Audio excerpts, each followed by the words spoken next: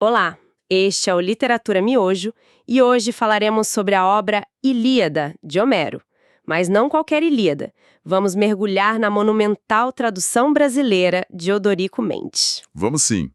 É uma viagem a uma das histórias mais antigas da humanidade. Guerra, heróis, deuses, mas também, e talvez o mais fascinante, é uma viagem pela mente desse tradutor, o nosso Homero brasileiro. Exato. A missão aqui é entender não só a história em si, mas como as escolhas de um tradutor do século XIX moldam a nossa experiência com ela hoje. Bom, para começar, vamos situar todo mundo. A Ilíada não conta a história inteira da Guerra de Troia, certo? Não, de forma alguma. Muita gente se confunde com isso. O poema todo foca num período bem curto, umas poucas semanas, já no 9º ano da guerra. E tudo gira em torno de uma única emoção. Uma única emoção, a cólera, a fúria de Aquiles, o maior guerreiro dos gregos. A primeira palavra do poema no original é essa, fúria, por uma escrava, a Briseida. Ah, Agamenon, para mostrar poder, a toma de Aquiles. E para Aquiles, isso é uma humilhação pública, uma afronta à sua honra. então ultrajado ele simplesmente para de lutar. Exato.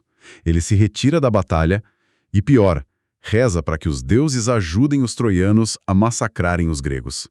Ele quer que eles sintam na pele o quanto ele faz falta. Funciona. A ausência de um homem só faz tanta diferença assim? Faz toda a diferença. Sem o Aquiles na linha de frente, o moral dos gregos desaba. Os troianos que estavam na defensiva partem para cima com tudo, liderados pelo grande Heitor. E a coisa fica feia para os gregos. Feíssima. Eles quase incendeiam os navios gregos, o que seria o fim de tudo. E o que traz o Aquiles de volta? Não é um pedido de desculpas, imagino. Não. É algo muito mais profundo e trágico.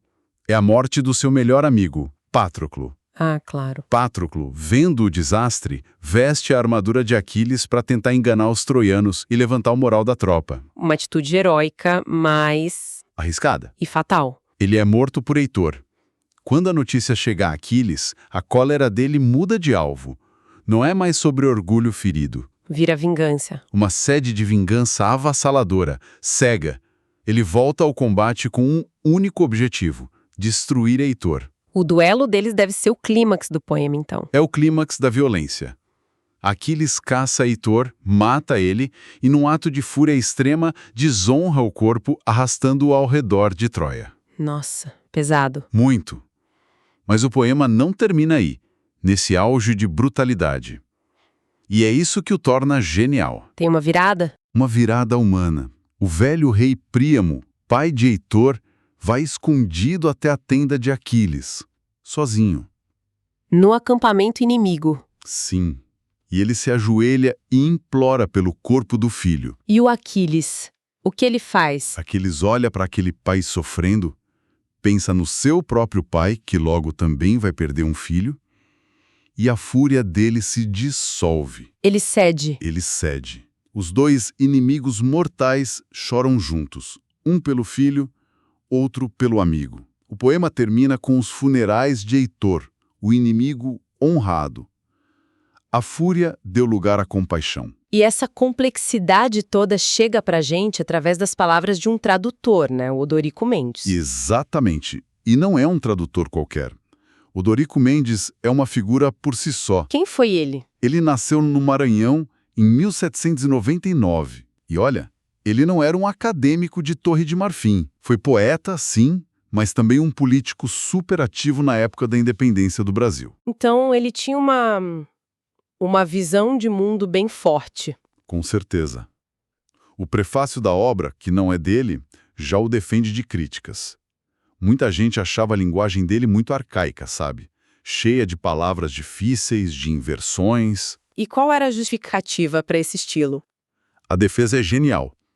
Diz que a linguagem vulgar é imprópria para externar as concepções do gênio tais como as teve Homero. Uau!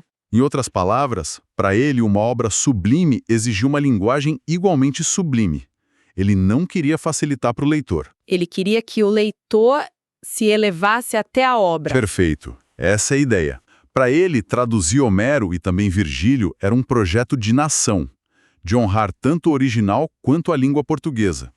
Ele viu o tradutor como um segundo criador. E é aí que a coisa fica mais interessante ainda, para mim. As notas de rodapé dele. Elas são um show à parte. São um tesouro.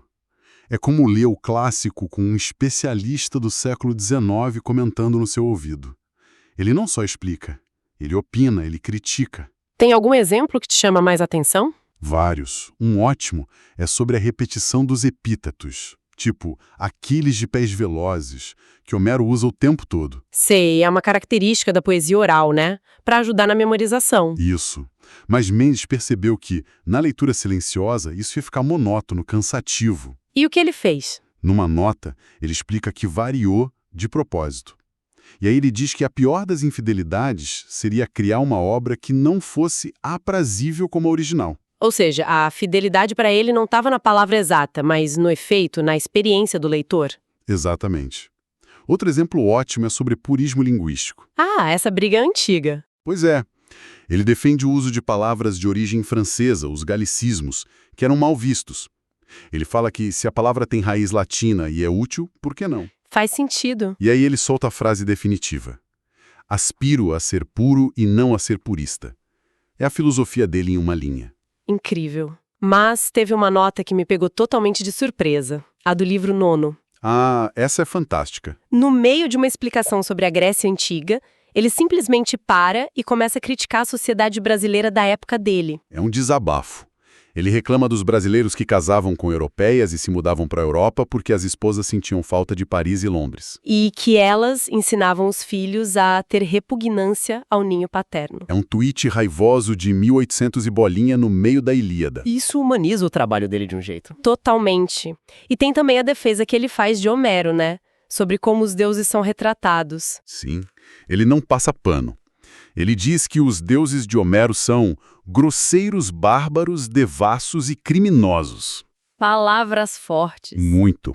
Mas em vez de tentar suavizar, ele defende Homero como um fiel historiador das crenças de sua época. O poeta não era um moralista, era um cronista. É um respeito imenso pela integridade do texto. E essa profundidade humana que a gente vê nas notas do Mendes ecoa nos momentos mais marcantes do poema. Não é só sobre batalha, né? Longe disso, as cenas mais poderosas são as mais íntimas. Tipo a despedida do Heitor? A despedida do Heitor, no canto sexto, é talvez o coração do poema. Ele encontra a esposa Andrômaca e o filho bebê, Astyanax. E o menino se assusta com o elmo dele, né? Exato. O menino chora, assustado com aquela figura de metal e crina de cavalo. Aí Heitor tira o elmo, ri junto com a esposa e abraça o filho. É o símbolo da guerra o afastando da família. Era uma metáfora perfeita. Mostra o custo humano, o conflito entre o dever e o amor. E do outro lado, tem a dor do Aquiles. Não a raiva, mas o luto. Sim, no canto 18. A dor dele pela morte de Patroclo é descrita como algo quase animal, sabe? Ele se joga na terra, grita, o grito é tão forte que a mãe dele, a deusa Tétis, sobe do fundo do mar para consolá-lo. É o sofrimento do mortal convocando o divino. É de uma força. E tem também umas comparações que Homero faz que são muito pé no chão. Menos até aponta uma sobre o herói Ajax. Ah, do burro! É sensacional! Conta essa. O grande Ajax, o segundo maior herói grego, está recuando, cercado de inimigos. E Homero o compara a um burro tardio, teimoso, que entra numa plantação e não sai de jeito nenhum. Um burro. Para um herói. Um burro. As crianças tentam expulsá-lo com varas, mas ele fica lá, comendo até se satisfazer. É uma comparação super anti-heróica, mundana. Mostra que a bravura, às vezes, é só teimosia. O que nos leva de volta àquela cena final, o encontro do Príamo com o Aquiles. Que amarra tudo. O Príamo beija as mãos homicidas que lhe mataram tantos filhos. Uma imagem devastadora. E Aquiles levanta o velho. Naquele momento, não tem grego e troiano. Só dois homens, unidos pela dor da perda. A guerra para ali, naquela tenda. Então, no fim, o que a gente tira disso tudo? A Ilíada sobrevive porque fala de temas que nunca envelhecem. Raiva, luto, honra, compaixão. E a versão do Odorico Mendes é esse lembrete, né? De que o nosso acesso a essas obras depende da paixão e do talento de um tradutor, de alguém que construiu essa ponte pra gente. E isso me deixa com uma provocação final. A tradução do Odorico, com essa linguagem elevada, nos força a ler com mais calma, com mais atenção. Num mundo onde tudo é tão rápido, tão superficial, será que essa dificuldade não é, na verdade, a maior virtude da obra? Nos obrigando a uma reflexão que a gente está perdendo o hábito de ter? Esse foi o Literatura Miojo, rápido, mas com gosto de quero mais. Todas as terças e quintas, às 10 horas, uma obra nova. Curtiu? Então procure a obra original e experimente a leitura completa, pois nada substitui a leitura de um bom livro. A literatura te espera sem pressa, mas com prazer.